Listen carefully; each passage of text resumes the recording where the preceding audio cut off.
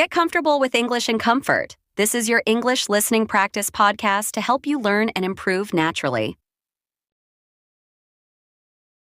Forgetting words isn't just frustrating. It makes you question everything. Do I even know this language? Did I ever know this word? And what if it happens in the middle of a conversation? You're speaking, it's going fine, and then, what was that word again? But forgetting words isn't a language problem. It's a brain problem. And today we're going to hack your brain so it stops happening, because the issue isn't always that you didn't learn the word. Sometimes your brain just doesn't pull it up when you need it.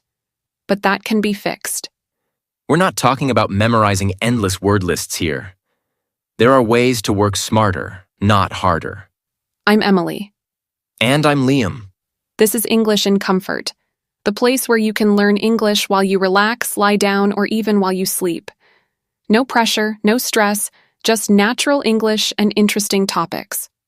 And today, we're getting into the one trick even native speakers use when they forget words. How to train your brain to remember words faster and a lot more. So let's get into it. So first, native speakers forget words all the time too. The difference is they don't panic. They don't just stop and give up. They describe what they mean. I mean, it happens to all of us, even with our language, right? Yeah, like if they forget the word hairdryer, they'll just say, "Oh, that thing that dries my hair. You know, the hot air thing." They try to explain what they mean.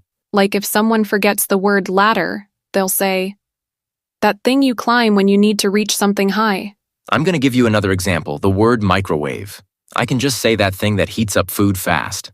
Or giraffe, the super tall animal with the long neck. Wait, why did you pick giraffe? When are you ever in a situation where you forget giraffe and need to explain it? I mean, you never know. Maybe I'm at the zoo. Oh, of course, of course. But you get the idea. You don't stop. You just describe things until the word comes to you. So, why do people forget words in the first place? Because of how they learn them. A lot of people memorize words, but they don't learn them. That's the difference. Yeah. Sometimes it's not even forgetting. It's just that the word never really stuck in the first place. Memorizing is like cramming for a test. You might remember the word for a day, but then it's gone. But how can we make the words stick? Sometimes you don't forget words. You just never actually use them. True. Imagine you spend hours memorizing a list of cooking vocabulary. Then, one day, you need to use those words, and nothing. And then you start thinking, wow, am I just bad at this? But that's not the problem. The problem is you never said those words out loud. Let's say I memorized a bunch of cooking words. What should I do next? First, say them out loud. Check the pronunciation, repeat them, get comfortable with how they sound. Then, give yourself a small test. Go to the kitchen, start cooking, and say what you're doing. Like, I'm gonna make an omelet. I got my eggs. I just need 2 eggs. I'm looking for a pan. Oh, here it is. I heat the pan, put some butter, crack the eggs. I grab the spatula, I flip it. I need a plate. So you're not just thinking the words. You're using them while doing the actual thing. And that's what makes them stick. When you connect words to actions, they become natural. Yeah, because now, every time you cook, those words come back automatically. So the best way to do that is to connect it to something real. Instead of memorizing umbrella from a list, think about the last time you actually used one. Picture yourself holding it, opening it in the rain, shaking off the water before you go inside. The brain loves that stuff. It remembers things way better when there's a real connection. That's why just reading vocabulary lists doesn't work for most people. The words don't mean anything to them yet. So if you want to remember stove, don't just repeat stove, stove, stove. Imagine yourself cooking. Smell the food, feel the heat. Or think about the last time you burned something. That usually sticks. So another way to actually remember new words, stop learning them one by one. Like instead of memorizing refrigerator, learn, I put the milk in the refrigerator.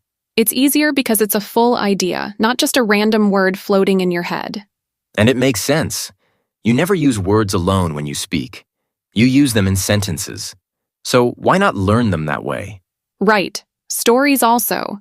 Our brain loves stories. If you're learning giraffe, don't just repeat the word. Make up a little story. I saw a giraffe at the zoo, and it was so tall. Just, how often do you think people need to say giraffe in daily life? Okay, fine. Maybe not giraffe. But the idea works for anything.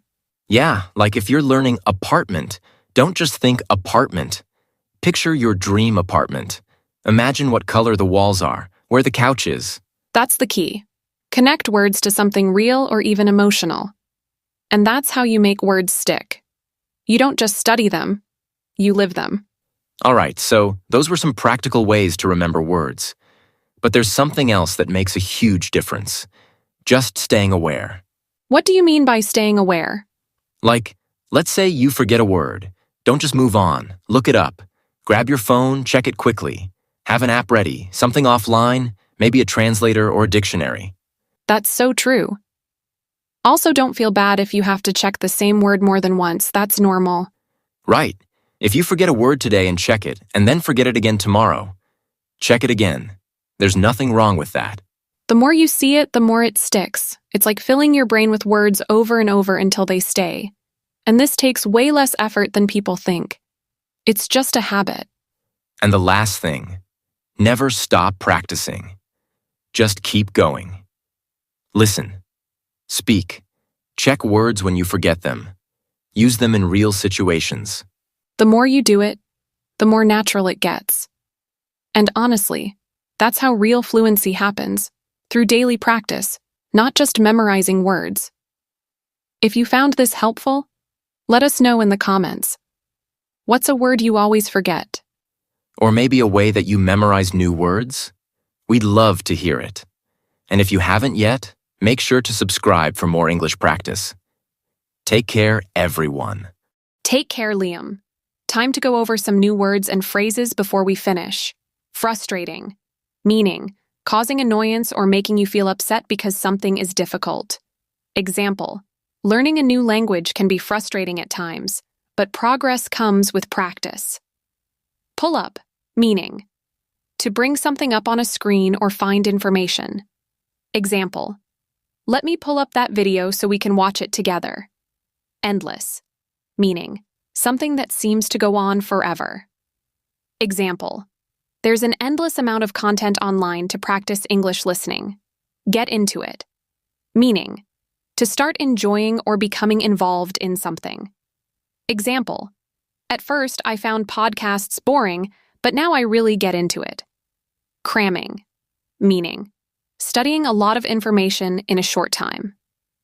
Example, cramming new words right before a conversation doesn't help much. You need regular practice. Struggle. Meaning, to have difficulty with something. Example, many learners struggle with pronunciation, but listening daily helps a lot. Bunch. Meaning, a group of things or people. Example, I found a bunch of great English learning podcasts to listen to. Cycle. Meaning, a series of events that repeat. Example, if you only study grammar and never speak, you'll stay stuck in the same cycle.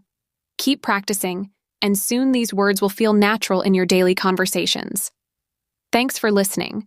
If you want more English listening and speaking practice, subscribe for more podcast episodes to improve your fluency with natural, real-life conversations.